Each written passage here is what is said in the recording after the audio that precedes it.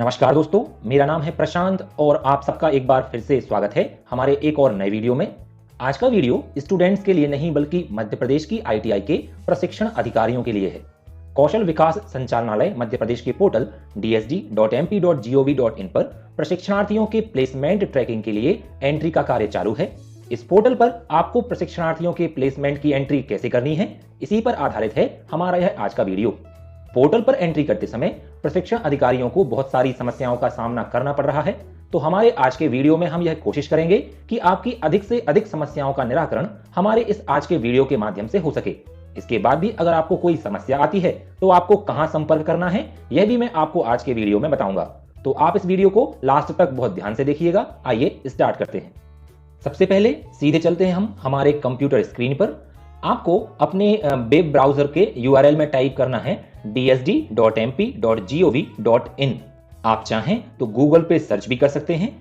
Google में आपको type करना है DSD टाइप करने पर ही एक आपको दिख जाएगा DSD पोर्टल MP। इस पर आप क्लिक कर दें तो सबसे ऊपर जो लिंक आ रही है dsd.mp.gov.in, इसको आपको क्लिक करके ओपन कर लेना है। ओपन करने पर DSD पोर्टल ओपन हो जाएगा। सबसे पहले आपको पोर्टल पर लॉगिन करना होगा। यहां पर ये आपको लॉगिन का ऑप्शन नजर आ रहा है। इस लॉगिन ऑप्शन पे आपको क्लिक करना है। लॉगिन पर क्लिक करने पर आपको इस प्रकार का एक पेज ओपन होगा, जहां पर आपको अपना यूजर नेम और पासवर्ड एंटर करने के बाद लॉगिन करना होगा। यूजर नेम आपकी एम्प्लॉय आईडी है। यहां पर हम अपना यूजर नेम एंटर करते हैं। एंटर करने पर आपको नीचे यहां पासवर्ड एंटर करना होगा और साथ ही सिक्योरिटी कोड भी आपको डालना होगा।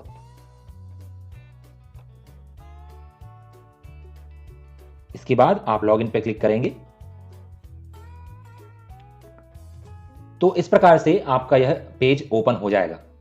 प्रशिक्षणार्थियों के प्लेसमेंट की जानकारी को भरने के लिए यहां पर आपको एक प्लेसमेंट का ऑप्शन नजर आ रहा है। हम इस पर क्लिक करेंगे तो नीचे प्लेसमेंट एंट्री का ऑप्शन आपको दिखाई देगा। इस पर आप क्लिक करें। जैसे ही आप इस पर क्लिक करेंगे तो यह पेज ओपन होगा। यहां पर आप देख सकते हैं कि इस पेज पर आपको जितने भी बैच अलॉट किए गए हैं उन सबकी जानकारी यहां प्रदर्शित हो रही है। जैसे प्रत्येक बैच का एक बैच नंबर है, ट्रेड जो आपकी है वो दिखाई देगी, ट्रेड कोड यहां नजर आ रहा है, आईटीआई का नाम नजर आ रहा है, एडमिशन ईयर नजर आ रहा है, ट्रेड का ड्यूरेशन और उस एडमिशन ईयर में उस बैच में कितने ट्रेनीज आपको अलॉट किए गए हैं वो नजर आ रहा है। साइड में प्लेसमेंट डिटेल्स नजर आ रही हैं और यहां पर एक पेंसिल आइकन आपको नजर आएगा। इसी पेंसिल आइकन पर क्लिक करके हमें उस बैच को ओपन करके प्रशिक्षणार्थियों की एंट्री करनी है। आप चाहें तो यहां पर आपको एक ऑप्शन नजर आ रहा है चूज एडमिशन ईयर। इस पे आप क्लिक करें तो यहां पे एडमिशन ईयर की लिस्ट ओपन हो जाएगी। आप जिस भी एडमिशन ईयर के प्रशिक्षणार्थियों का डाटा एंट्री करना चाहते हैं उस पर आप क्लिक कर सकते हैं। फॉर एग्जाम्पल हम 2015 पे क्लिक करते हैं तो यहां पर 2015 के जो बैचेज हैं वो नजर आ रहे हैं। यहां आप देख सकते हैं 2 बैच हैं और दोनों ही बैचेज में 21-21 ट्रेनीज की भर्ती हुई है। उनके बाजू में ये पेंसिल आइकन है, हम इस पर क्लिक करते हैं। पेंसिल आइकन पर क्लिक करने पर उस बैच के सभी प्रशिक्षणार्थियों की लिस्ट ओपन हो जाएगी। यहां पर एक बात आपको याद रखना है कि हमें केवल पास स्टूडेंट्स की ही एंट्री करना है। जैसे कि आप देखें कि यहां पर स्टार्टिंग में फेल और ड्रॉप आउट स्टूडेंट लिखे हुए हैं, तो वहां पे प्लेसमेंट एंट्री नॉट अवेलेबल लिखा हुआ आ रहा है। जो स्टूडेंट्स पास हैं उनके सामने अगर आप जाएं तो प्लेसमेंट एंट्री वाले कॉलम में एक प्लस का ऑप्शन नजर आएगा। इसी प्लस के ऑप्शन पर क्लिक करके हमें उस स्टूडेंट्स के लिए प्लेसमेंट की एंट्री करना है। यहां पर आप देखें तो कुछ स्टूडेंट्स के सामने ये लाइट ब्लू पेंसिल आइकन भी नजर आ रहा है। इसका मतलब है कि इनकी एंट्री पहले की जा चुकी है। आप देख भी सकते हैं कि प्लेसमेंट डिटेल वाले कॉलम में यहां पे प्राइवेट जॉब नजर आ रहा है, यानी इस स्टूडेंट की एंट्री पहले हो चुकी है। आप चाहें तो इस आइकन पर क्लिक करके इसको आप एडिट कर सकते हैं। अभी हम एक नए स्टूडेंट्स की एंट्री करके देख लेते हैं। उदाहरण के लिए ये एक स्टूडेंट है शुभम सेन, इसकी हमें एंट्री करना है। तो प्लेसमेंट एंट्री वाले कॉलम में ये प्लस का जो ऑप्शन है इस पर हम क्लिक करते हैं तो शुभम सेन की एंट्री के लिए ये पेज ओपन हो जाएगा। स्टूडेंट्स की एंट्री करने के लिए आपको इस एक्टिविटी वाले हिस्से में ये ऑप्शन यहां नजर आएगा, प्लेसमेंट/अप्रेंटिसशिप टाइप। यहां पे आप क्लिक करेंगे तो आप देखेंगे कि बहुत सारे ऑप्शंस नजर आ रहे हैं, जैसे कि higher studies, government job, private job, self employment और अप्रेंटिसशिप। हम इन सभी ऑप्शंस को बारी बारी से ओपन करके देखेंगे और जानेंगे कि उनमें कौन कौन सी जानकारी हमें भरनी है। उदाहरण के लिए अगर आपके ट्रेनी कोई हायर स्टडीज कर रहे हैं तो आपको इस हायर स्टडीज वाले ऑप्शन पे क्लिक करना है। हायर स्टडीज वाले ऑप्शन पे क्लिक करने पर यह पेज नीचे ओपन हो जाएगा। आप यहां देख सकते हैं पहली जो एंट्री है वो होना है कोर्स कैटेगरी।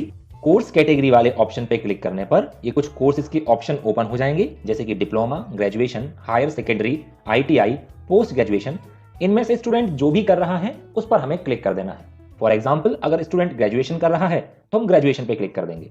जैसे ही आप ग्रेजुएशन पे क्लिक करेंगे तो यहाँ साइड में name of course oblique trade का ऑप्शन आ रहा है, आपको इस पे जाना है और वो ग्रेजुएशन में कौन सा कोर्स कर रहा है आपको वो सिलेक्ट करना है।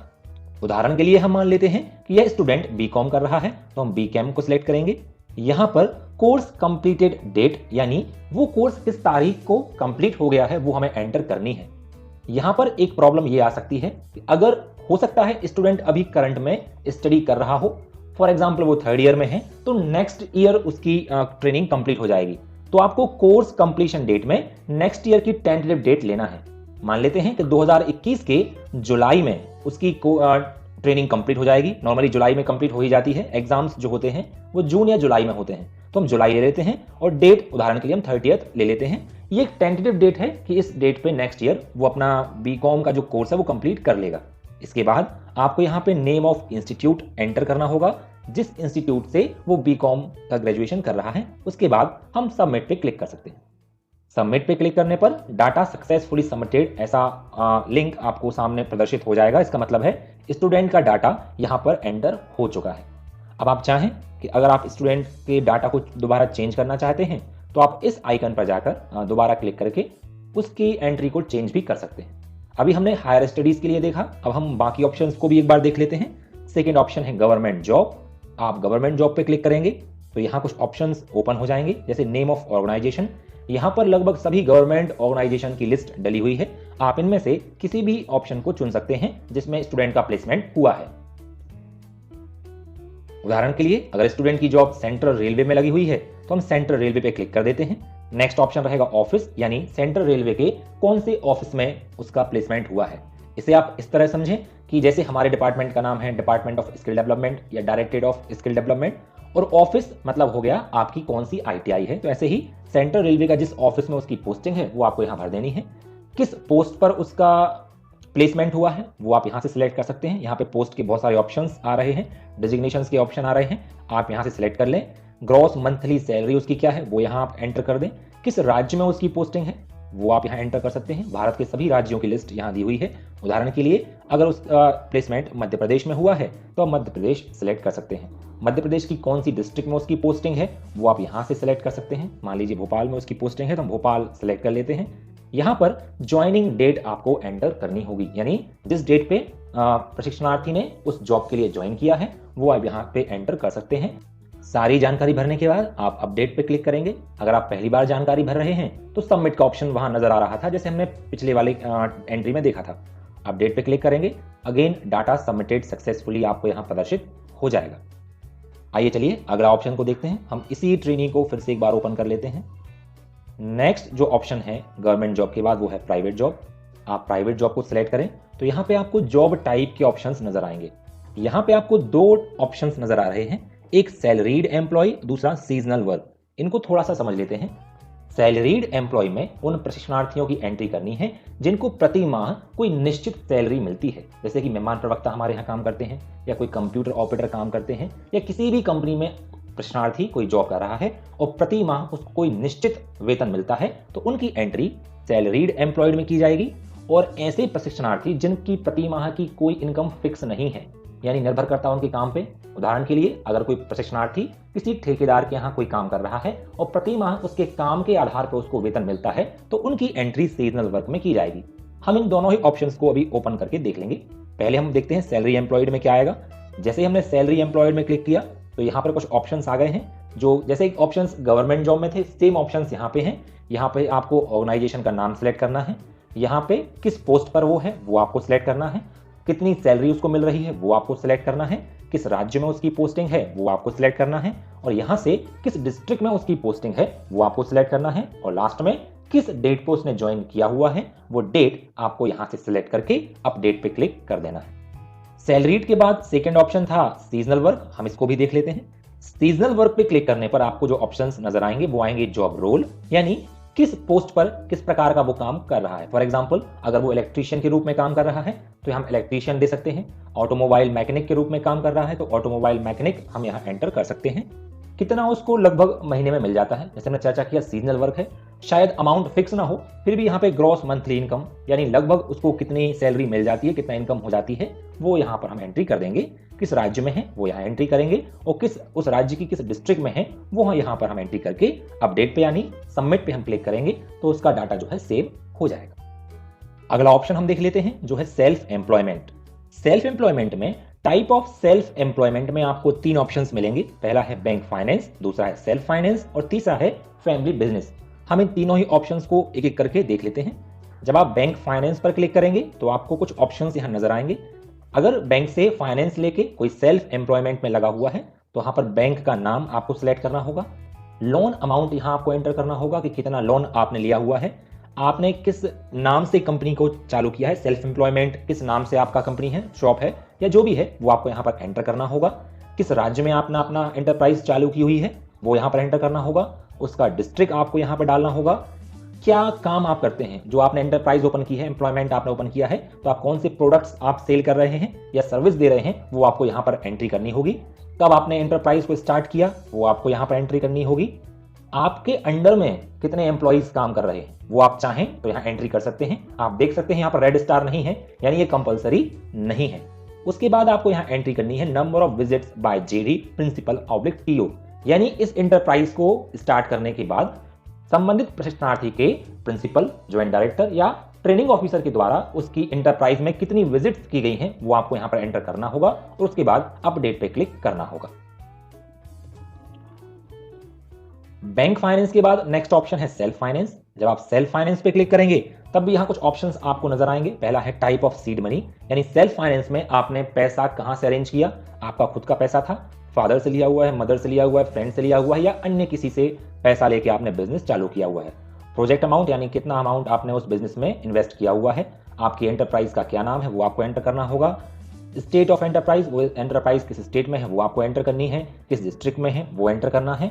नेम ऑफ प्रोडक्ट और सर्विस, जो आपका एंटरप्राइज है वो किस प्रकार की सर्विस दे रहा है या प्रोडक्ट बना रहा है वो एंटर करना होगा। वो एंटरप्राइज कब स्टार्ट हुई है और वो अगेन वही ऑप्शन कि जेडी प्रिंसिपल या टीओ ने उस एंटरप्राइज पे कितनी विजिट की हुई है ये एंट्री करके आपको अपडेट कर देना है। तीसरा ऑप्शन जो आपको मिलता है वो मिलता है फैमिली बिजनेस। अगर प्रशिक्षणार्थी अपने फैमिली बिजनेस को ही आगे बढ़ा रहा है तो वो एंट्री हमें यहाँ करनी होगी। फैमिली बिजनेस का नाम यहाँ पर हमें एंटर करना होगा, किस प्रोडक्ट को वो लोग सेल कर रहे हैं, सर्विस को सेल कर रहे हैं वो एंटर करना होगा। यहाँ पर स्टेट ऑफ एंटरप्राइज एंटर करनी होगी और उस स्टेट की किस डिस्ट्रिक्ट में वो एंटरप्राइज है वो यहाँ पर एंट्री करनी होगी। अगला हमें उस एंटरप्राइज में को कब स्टार्ट किया गया है वो यहाँ पर एंट्री करनी है।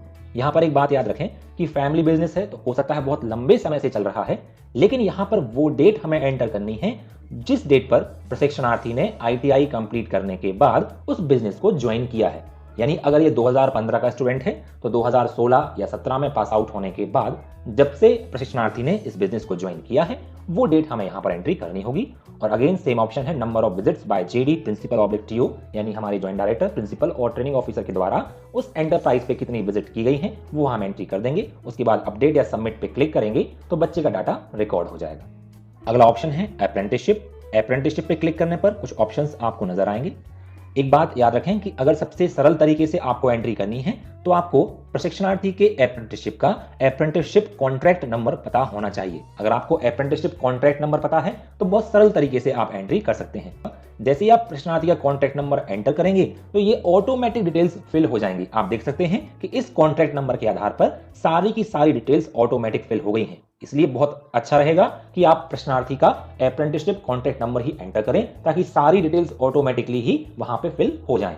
अब यहाँ पर आपको केवल 2 एंट्रीज और करनी है। एक, ट्रेनिंग कब से स्टार्ट की और ट्रेनिंग कब खत्म हुई। उदाहरण के लिए अगर प्रशिक्षणार्थी ने अगस्त 2018 से जुलाई 2019 के दौरान ट्रेनिंग की है तो फ्रॉम डेट में आप अगस्त 2018 आप सिलेक्ट कर लेंगे। यहाँ पे आप जाएंगे तो ईयर में 2018 आप ले लें, अगस्त आप सिलेक्ट कर लें और डेट आप ले लें 1 अगस्त, और क्लोजिंग डेट आपकी हो जाएगी 2019 जुलाई में उसने कंप्लीट की हुई है तो आप ईयर में जाके 2019 आप सिलेक्ट कर लें, 2019 जुलाई और 30 जुलाई आप ले सकते हैं। और उसके बाद आप सबमिट या अपडेट पे क्लिक करेंगे तो ट्रेनिंग का अपडेशन हो जाएगा, डाटा सबमिट हो जाएगा। अब पोर्टल पर एंट्री करते समय एक बहुत ही कॉमन समस्या जो आपको आने वाली है कि गवर्नमेंट जॉब या प्राइवेट जॉब में नेम ऑफ ऑर्गेनाइजेशन सेलेक्ट करते समय आपको उस ऑर्गेनाइजेशन का नाम यहां नजर नहीं आता है जिसमें कि प्रशिक्षणार्थी का प्लेसमेंट हुआ है। और यह भी हो सकता है कि ऑर्गेनाइजेशन का नाम तो प्रदर्शित हो रहा है, लेकिन जब आप उसकी पोस्ट या डिजिग्नेशन के लिए जाते हैं तो वहां पर वह पोस्ट या डिजिग्नेशन नजर नहीं आता है जिस पोस्ट पर प्रशिक्षणार्थी का प्लेसमेंट हुआ है। ऐसी स्थिति में आपको क्या करना है कि किसी भी प्राइवेट या शासकीय जॉब में डिजिग्नेशन का नाम या ऑर्गेनाइजेशन का नाम जोड़ने के लिए आपको एक प्रपत्र 1 में कंपनी की जानकारी को भेजना है। यह प्रपत्र कुछ इस तरह से है। यह प्रपत्र आप लोगों को ITI के मेल आईडी पर मिला होगा। इसको मैंने इस वीडियो के डिस्क्रिप्शन में भी अटैच किया हुआ है, आप वहां से भी इसको डाउनलोड कर सकते हैं। इस प्रपत्र में आपको कंपनी की पूरी जानकारी भरकर और टिकट जनरेट करना होगा IT सपोर्ट की वेबसाइट पर। वो कैसे करना है वो भी अभी आपको मैं बता दूंगा। पहले इस प्रपत्र को थोड़ा देख लेते हैं। यहाँ पर बहुत ही कॉमन ऑप्शंस दिए हुए हैं जो आप आराम से फिल कर सकते हैं। Serial number, zone, district, ITI का नाम, कंपनी का नाम, डिस्ट्रिक्ट यानी कंपनी किस डिस्ट्रिक्ट में है, किस स्टेट में है, उसका एड्रेस, ये तीनों चीजें कंपलसरी वहां पे रहेंगी। कंपनी किस टाइप की है, गवर्नमेंट है, प्राइवेट है, कंपनी का क्या कॉन्टैक्ट नंबर है, ईमेल आईडी है, वहां पर किस व्यक्ति से बात की जा सकती है, उस व्यक्ति का नाम स्पोक पर्सन में अपन को भेजना है, उस व्यक्ति का मोबाइल नंबर, किस सेक्टर की कंपनी है, ऑटोमोबाइल सेक्टर है, इलेक्ट्रिकल सेक्टर है, ये आपको यहाँ भरना होगा। किस ट्रेड के प्रशिक्षणार्थियों को वो लोग जॉब देते हैं वो यहाँ पे भरना होगा। एलिजिबिलिटी क्राइटेरिया क्या रहता है, जॉब रोल किस टाइप के रहते हैं, क्या सैलरी ऑफर करते हैं, जॉब की लोकेशन क्या है, ऑन रोल रखते हैं या कॉन्ट्रैक्ट पर रखते हैं, अदर फैसिलिटीज क्या उपलब्ध कराते हैं और कितनी वैकेंसीज लगभग एनुअल वहां पे मिल जाती हैं, ये आपको फिल करके इस शीट को जो है IT सपोर्ट की वेबसाइट पर अपलोड करना होगा। संभव है कि ये सारी जानकारी आपको उपलब्ध ना हो पाए तो कम से कम ये स्टार्टिंग वाली जानकारी आपको अवश्य भरना है जिसमें कंपनी का नाम, उसकी district, state, address, email ID और स्पोक पर्सन का नाम और मोबाइल नंबर वहां पे जरूर आप मेंशन करें ताकि विभाग की जो टीम है वो इन कंपनी से संपर्क स्थापित कर सके। इस प्रपत्र को एंट्री करने के बाद आपको कैसे सबमिट करना है, कैसे भेजना है वो भी आपको मैं बता देता हूं। आप इसको चाहें तो जो विभाग की एम्प्लॉयमेंट सेल की ईमेल आईडी है उस पर भी आप भेज सकते हैं डायरेक्ट, या फिर आपको IT सपोर्ट पर जाकर टिकट जनरेट करना होगा। वो कैसे करना है वो हम देख लेते हैं। इसके लिए हम होम पेज पर चलते हैं। होम पेज पर यहां संपर्क करें एक ऑप्शन आपको नजर आ रहा होगा और उसके नीचे आपको नजर आ रहा है IT सपोर्ट लिंक। ये लिंक भी मैंने डायरेक्टली अपने इस वीडियो की डिस्क्रिप्शन बॉक्स में दी हुई है, वहां से भी आप डायरेक्ट इस लिंक पे पहुंच सकते हैं या फिर जैसा ओपन करके मैंने दिखाया वैसा आप ओपन कर सकते हैं। यहाँ पे आपको बहुत सारे ऑप्शंस नजर आएंगे, support centre home, open a new ticket, check ticket status, service help. अगर आपको एक नई समस्या है, आपको नई कंपनियां ऐड करवानी है तो ओपन अ न्यू टिकट पे आपको जाना होगा। याद रखें इसके लिए आपकी IT सपोर्ट पर ID होना जरूरी है। नॉर्मली सभी संस्था प्रमुख की ID वहां पर होती है, तो आप संस्था प्रमुख की ID से इसमें टिकट जनरेट कर सकते हैं, या कोई प्रशिक्षण अधिकारी खुद से भी अगर चाहता है टिकट जनरेट करना तो यहाँ पर आपको क्रिएट एन अकाउंट का ऑप्शन नजर आ रहा है। इस अकाउंट पे जाके आप अकाउंट बनाएंगे, उसके बाद ओपन न्यू टिकट पे जाएंगे, यहाँ पे अपना ईमेल आईडी, पासवर्ड और ये टेक्स्ट डालकर एंटर करेंगे और उसके बाद आप टिकट को जनरेट कर देंगे। मैं समझता हूं ये बहुत कॉमन प्रक्रिया है जो प्रत्येक ITI में अपनाई जाती है, इसलिए इसके बारे में डिटेल में हम चर्चा नहीं कर रहे हैं। अगर किसी को इसमें समस्या होती है तो आप मुझे कमेंट बॉक्स में कमेंट करके बताएं, तो एक नेक्स्ट वीडियो हम बना लेंगे जिसमें कैसे टिकट जनरेट करते हैं वो डिटेल में आपको उस वीडियो में मैं समझा दूंगा। डिस्क्रिप्शन बॉक्स में मैंने आपको कुछ और महत्वपूर्ण जानकारी आपको मिल जाएगी, जैसे कि पोर्टल पर आने वाली कुछ समस्याएं हैं तो इनके लिए किससे आपको संपर्क करना है वो जानकारी आपको डिस्क्रिप्शन बॉक्स में मिल जाएगी और संबंधित व्यक्ति की ईमेल आईडी भी वहां पर दी हुई है। आशा करता हूं आपको आज का वीडियो जरूर पसंद आया होगा और आपकी बहुत सारी समस्याओं का निराकरण इस वीडियो के माध्यम से हो गया होगा। आज का यह वीडियो प्रशिक्षण अधिकारियों के लिए था। इसके अलावा संस्था प्रमुख एवं प्रशिक्षण अधीक्षकों को DSD पोर्टल पर कैसे काम करना है और उन्हें जो समस्याएं आ रही हैं उन्हें कैसे दूर किया जाए, इस पर भी मैं एक और वीडियो बनाने की कोशिश करूंगा। तो मिलते हैं नेक्स्ट वीडियो में। जय हिंद। वीडियो आपको कैसा लगा यह कमेंट बॉक्स में कमेंट करके हमें जरूर बताएं और साथ ही वीडियो को लाइक करके शेयर करना ना भूलें। हमारे सभी वीडियोस की नोटिफिकेशन पाने के लिए चैनल को सब्सक्राइब भी जरूर करें। यहां पर जो और वीडियोस की लिंक दी हुई हैं इनको भी आप जरूर देखें, ये आपके लिए बहुत हेल्पफुल होंगे। तो मिलते हैं नेक्स्ट वीडियो में। जय हिंद।